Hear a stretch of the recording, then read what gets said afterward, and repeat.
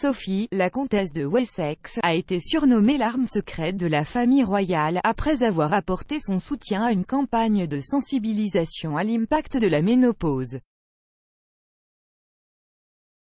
Cette semaine, Sophie a participé à une discussion pour soutenir la campagne Menopause Workplace Pledge, lancée par l'association caritative Well-Being of Women, l'une des parrainages de la comtesse. La campagne vise à sensibiliser aux effets de la ménopause sur les femmes actives, qui quittent souvent leur emploi en raison de ses effets physiques. L'association demande également aux entreprises de signer l'engagement dans le cadre du mois mondial de sensibilisation à la ménopause. Sophie a déclaré « Les femmes qui doivent quitter leur lieu de travail à cause de la ménopause est tragique. Nous sommes fabuleuses dans la quarantaine, et nous sommes encore plus fabuleuses dans la cinquantaine, la soixantaine et la soixantaine et nous devons célébrer cela et maintenir les opportunités pour les femmes. Nous ne pouvons laisser personne quitter le lieu de travail en pensant qu'il doit sombrer dans l'ombre, nous devons être en mesure de changer cela. » Le royal a parlé ouvertement de la menstruation, de la ménopause et de la grossesse lors d'un appel vidéo avec le président de l'Organisation et un groupe d'experts. Elle a souligné qu'elle voulait normaliser les sujets tabous en les exposant au grand jour et en ne faisant pas une sorte de conversation à huis clos. Cette semaine, un expert royal a félicité Sophie pour son travail dans la promotion de la campagne.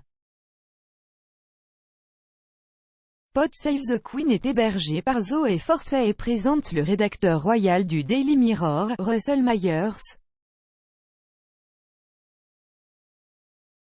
Sur le podcast, Monsieur Myers a fait l'éloge de la comtesse et l'a surnommée l'arme secrète de la famille royale.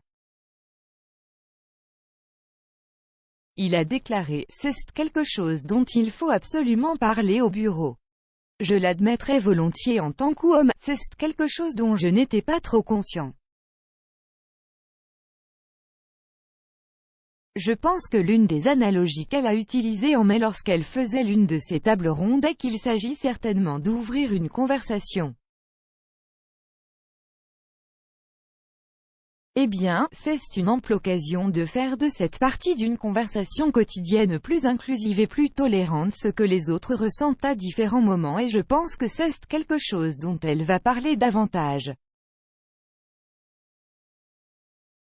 Elle est très à l'aise dans sa peau, elle est l'arme secrète de la famille royale ces derniers temps, n'est-ce pas? Les symptômes de la ménopause comprennent l'anxiété, le brouillard cérébral, une mauvaise concentration, la fatigue et les bouffées de chaleur. En mai, la comtesse est devenue mécène du bien-être des femmes, qui cherche à améliorer la vie des femmes.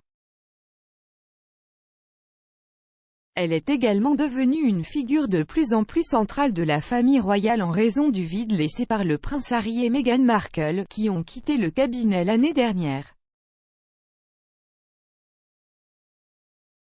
Depuis, Sophie et son mari le prince Édouard ont fait de nombreuses apparitions publiques alors que leur famille très unie est considérée comme importante pour l'avenir de la monarchie.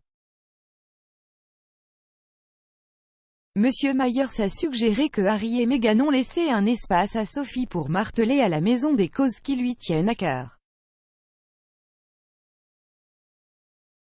Il a déclaré « Il y a certainement un espace qui a peut-être été créé. Je sais que Sophie faisait énormément de bon travail dans le domaine de la violence sexuelle envers les femmes, étant en Afrique et parlant de plusieurs problèmes liés à l'éducation des femmes. C'est une autre opportunité fantastique d'utiliser l'espace qui a été créé grâce au Sussex pour vraiment marteler les causes qui lui tiennent à cœur. Elle pense que ce ne sont pas seulement les femmes d'un certain âge qui devraient en parler, ce ne sont pas seulement les mères à leurs filles, ou les femmes qui doivent expliquer ce qu'elles ressentent tout le temps. Point. Cela devrait être pour nous d'avoir une conversation honnête et qu'elle se déroule sur le lieu de travail.